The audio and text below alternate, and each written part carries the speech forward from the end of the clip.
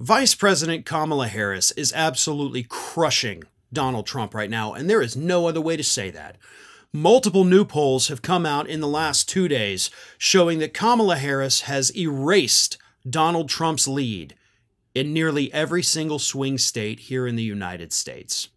Here is what the poll from Bloomberg and Morning Consult found that Harris has more than doubled Biden's lead over Trump in Michigan, closed in on Trump's lead in Georgia, where both candidates are currently at 47%, and she went up in the polls in Pennsylvania and North Carolina.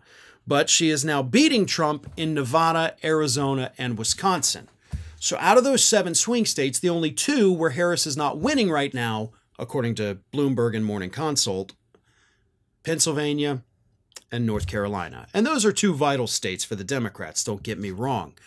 But she's erased his leads in 3 of those states, doubled Biden's lead. She's now up 11 points on Donald Trump in Michigan.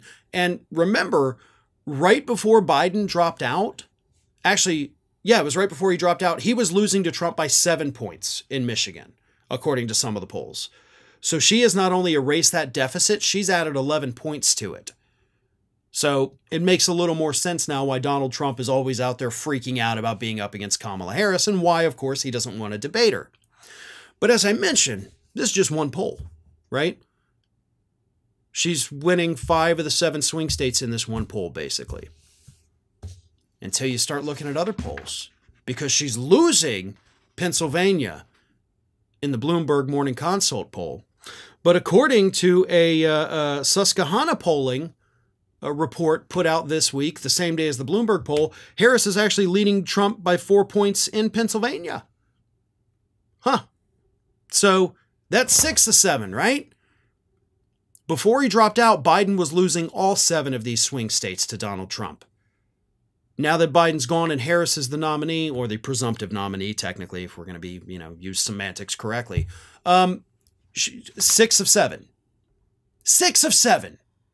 And she gained in the one state where she is not yet winning. And of course, she is still beating Donald Trump nationally.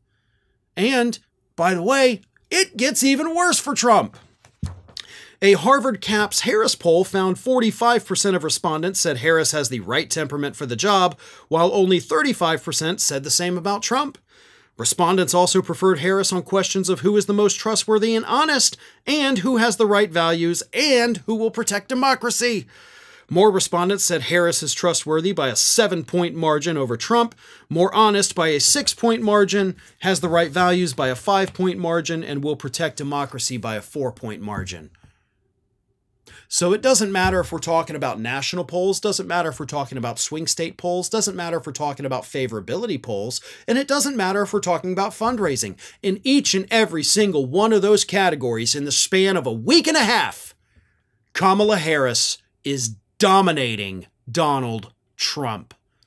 And for the record, showing no signs of slowing down.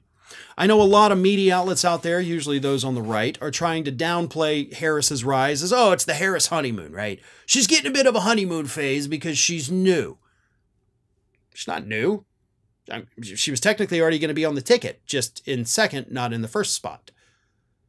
What happened was that the enthusiasm behind President Biden didn't exist. Voters, and I'm not just talking about the Democrats, because the Democrats were overwhelmingly unhappy with Biden. They're now very happy. But the moderates and the independents, those fence sitters, they didn't like Trump or Biden. Pap and I have talked about that all year. Polls consistently showed a majority of voters didn't like Trump and they didn't like Biden, and they wanted somebody else. Now they got somebody else. So all those fence sitters are saying, well, Trump sucks. She doesn't. I don't have to worry about her mental capacity for the next 4 or 8 years. I'm good with that. I like that. I'm happy about it. There's not reports that she may or may not have eaten a dog, like you have with some of the people out there also running for president. So, yeah. To his credit, by the way, he didn't eat the dog. It was a goat, allegedly. But anyway, Harris is the only normal person on the ballot this year, folks.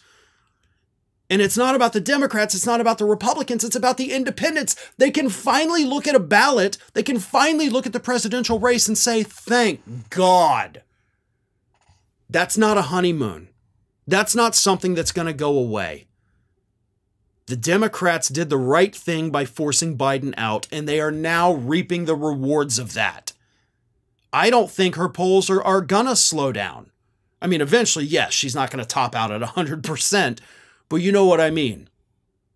Trump is now in second place, and it looks like he's probably going to stay that way for the next few months.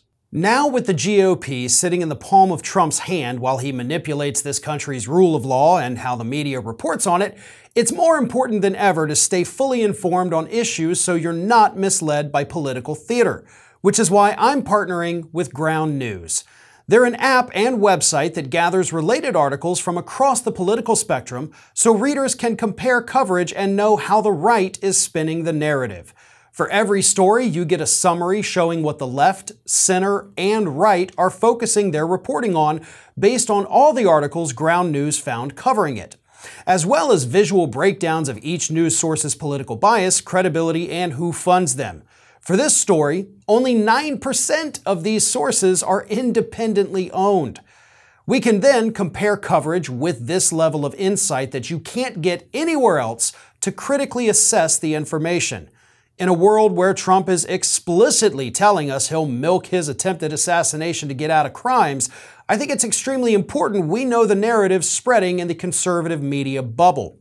That's why one of my favorite Ground News Vantage features is their My News Bias dashboard, where you can track how diverse your reading habits are. I really can't recommend enough that you subscribe to Ground News and support an independent platform working to make the media more transparent. Go to www.ground.news/ROF or scan my QR code to save 40% on the same unlimited access Vantage plan that I use.